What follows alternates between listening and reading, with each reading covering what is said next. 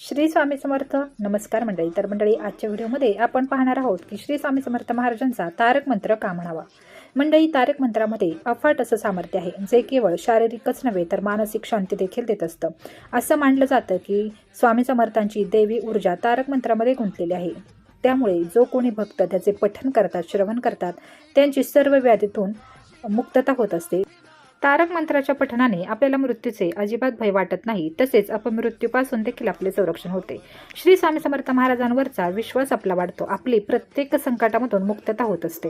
श्री स्वामी समर्थ महाराजांची आपल्या कुटुंबावरती कृपा होत असते. आपल्या मनातील सर्व जी काही भीती आहे ती हळूहळू नष्ट व्हायला यामुळे मदत होते. आपली जी काही अडलेली कामं आहेत ती पूर्णत्वास जातात आणि आपल्या मनोकामना देखील पूर्ण होत असतात. आयुष्यात कुठल्याही गोष्टीची आपल्याला कधीही कमी भासत नाही. त्यामुळे आपल्याला जेव्हा वेळ मिळेल तेव्हा सकाळी, संध्याकाळी केव्हाही आपण स्वामी समर्थांचा तारक मंत्र नक्की म्हणावा.